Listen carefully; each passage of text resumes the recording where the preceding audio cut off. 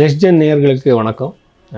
இங்கே வந்து நாம் அந்த ராசி பலம் பார்க்க போகிறோம். ஃபெப்ரவரி மந்தோட ராசி பலம். ஸோ அதுக்கு பார்க்குறதுக்கு முன்னாடி ஒரு விஷயத்தை நான் சொல்லணும். எப்படின்னா, ஒரு ஜாதகம் பார்க்கும்போது இப்போ நீங்கள் ட்வின்ஸ் குழந்தைகள் இருக்கும் இல்லையா, அவர் பிறந்திருக்கிற டைமில் வந்து ஒரு 5 மினிட்ஸ் 2 மினிட்ஸ் டிஃப்ரென்ஸ் இருக்கும். ஸோ அவரது லைஃப் வேறு மாதிரி இருக்கும். 2 பேரோட லைஃப் ஒரே மாதிரி இருக்காது. எதுக்குன்னா 2 பேரோட லக்னமே சேஞ்ச் ஆகிருக்கலாம். அதுக்கப்புறம் வந்து சிஸ்டாம்சம்னு சொல்லுவாங்க. அங்கே கூட சார்ட் சேஞ்ச் ஆகிருக்கும். இது நியூமராலஜி மாதிரி டேரட் கார்டு மாதிரி இல்லை. ஸோ அந்த மாதிரி ஜாதகம் பார்க்குறதுக்காக எப்படின்னா, அந்த ஜோதிடர்களுக்கு அந்த பர்த் டைம் ரெக்டிஃபை பண்ணுற ஒரு வேலை தெரிஞ்சுதான் ஆகணும். ஸோ நிறைய பேருக்கு அது வராது. சும்மா நீங்கள் கொடுத்துருக்க டைம் வச்சுட்டு ஒரு ஜோதிடம் சொல்லுவாங்க. அதுக்கு தான் அது ஃபெயில் ஆகிடும் அந்த ப்ரெடிக்ஷன். ஸோ அந்த பர்த் டைம் ரெக்டிஃபை பண்ணுற ஜோதிடர்கிட்ட நீங்கள் போகணும். ரெண்டாவது வந்து நீங்கள் பாஸ்ட்டாக நடந்திருக்கிற சில இவெண்ட்ஸே அவர் சொல்லணும். எப்படின்னா சைக்கலாஜிக்கலாக இல்லை, நீங்கள் நல்லவர், நீங்கள் கஷ்டத்தில் வந்துட்டீங்க, இந்த மாதிரி இல்லை.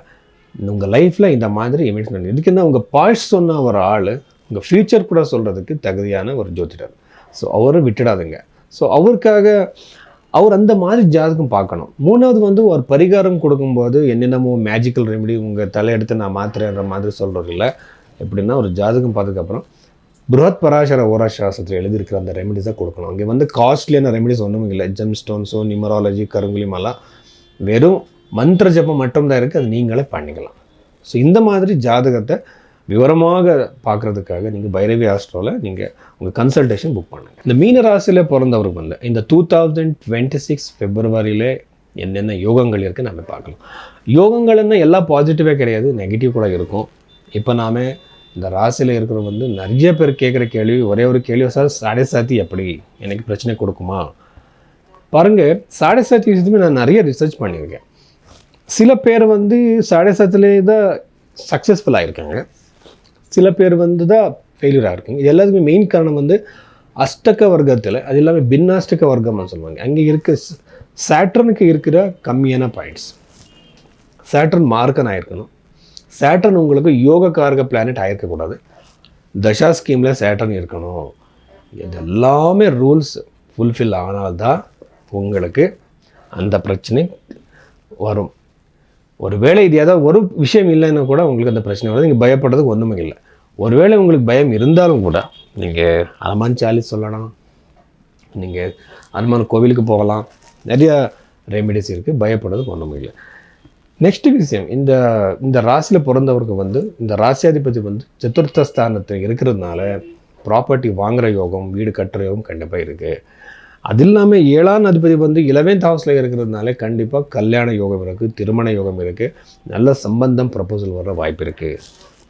6வது வீட்டில் இருக்கிற கேத்து கிரகத்தை நாம் பார்த்தா கண்டிப்பாக உங்களுக்கு கடன் பிரச்சனை வெளியே வர்றதுக்காக வாய்ப்பு இருக்காது. ஜாக்கிரதை இருங்க. ஆனால் ஏதாவது ஒரு பாப கிரகம் 6வது வீட்டில் இருந்தால் ரொம்ப நல்லது.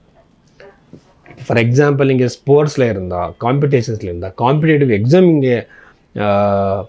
நீங்கள் எழுத போகிறீங்கன்னா கண்டிப்பாக உங்களுக்கு சக்ஸஸ் இருக்குது. 12th ஹவுஸில் இருக்கிற ராகு வந்து ரொம்ப நல்ல காம்பினேஷன். வெளிநாட்டில் யார் யார் போகிறதுக்கு ட்ரை பண்ணுறீங்களோ, ஜாப் ஆகிருக்கலாம், எஜுகேஷன் ஆகிருக்கலாம், எல்லாருக்குமே ரொம்ப நல்லது.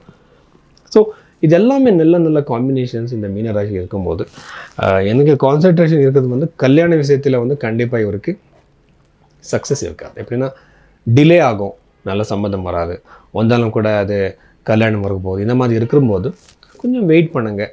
தசா ஸ்கீமில் உங்களுக்கு பாசிட்டிவான தசை வரதா கொஞ்சம் பாருங்கள். அங்கே இருந்தால் மட்டும்தான் உங்களுக்கு கல்யாணம் சரியான டைமில் நடக்கும். நம்ம தசமஸ்தானத்தை ஃபைனலி அந்த கரியர் பற்றி நாம் பார்த்தா ரொம்ப நல்ல பொசிஷன் இருக்கிறதுனால யார் ஜாபில் ட்ரான்ஸ்ஃபரு பொசிஷனும் அது இல்லாமல் ப்ரொமோஷன் எக்ஸ்பெக்ட் பண்ணிகிட்ருக்கீங்களோ அவர் எல்லாருக்குமே ரொம்ப நல்ல டைம், கண்டிப்பாக சக்ஸஸ் இருக்குது. அது இல்லாமல் கரியரில் வந்து சடன் சேஞ்சஸ் இருக்கும் உங்களுக்கு இந்த ஃபெப்ரவரி மாதத்தில், ரொம்ப பாசிட்டிவான சேஞ்சஸ்ஸு. சில பேர் வந்து இன்டர்வியூ கொடுத்துருப்பாங்க, அவருக்கு வந்து சார் எனக்கு இன்னும் ரெஸ்பான்ஸ் வரலன்னு கேட்பாங்க. இந்த மாதத்தில் கண்டிப்பாக அவருக்கு அந்த சான்ஸ் வரும். ஸோ இது எல்லாமே மீனராசி இருக்குது, ரொம்ப நல்லது. வணக்கம், நன்றி. இனி வரைக்கும் வந்து நாம் ஒரு ராசி மேலே நாம் என்னென்ன நடக்கும்ன்ற மாதிரி பார்த்துட்டோம். ஸோ ஆனால் இப்போ வந்து ஒரு ஜாதகம் பார்க்குறது எப்படி, ஒரு ஜாதகம் ஃபார் எக்ஸாம்பிள் ஒரு கல்யாணம்னு பாருங்கள். அங்கே வந்து லக்னம், சந்திர ராசி, சூரிய ராசி, பாத லக்னம், உபபாத லக்னம், அதுக்கப்புறம் வந்து நவாம்ச குண்டலி, அஷ்டக வர்க்கம், கோச்சாரம், பிரஷ்னம் எல்லாமே பார்த்து தான் ஒரு ப்ரெடிக்ஷன் கொடுக்கணும். சும்மா சில பேர் இருப்பாங்க ஒரு 5-10 நிமிஷத்தில் எல்லா லைஃபஸ் மொத்தம் சொல்லிடுவாங்க. அது எப்படி? அது முடியாது. கம்ப்யூட்டர்னாலையும் கூட முடியாது. அது வந்து ரொம்ப எக்ஸ்பீரியன்ஸ் வேணும், டைம் வேணும், அந்த ரெஸ்பெக்ட் நீங்களும் கூட கொடுக்கணும். ஸோ அந்த மாதிரி டீட்டெயிலாக ஜாதகம் பார்த்து ப்ரெடிக்ஷன் கொடுக்கும்போது உண்மை தான் சொல்லணும். எப்படின்னா உங்கள் லைஃப்பில் இருக்கா இல்லையா? சார் நான் கார் வாங்குவீங்கன்னா நான் கார் வாங்குறேன்னு நீங்கள் வாங்குறதுக்கு வாய்ப்பு இருக்கா நீங்கள் கேட்பீங்க. இருக்கா இல்லையா அது மட்டும்தான் நான் சொல்லணும். இல்லைன்னா இல்லை.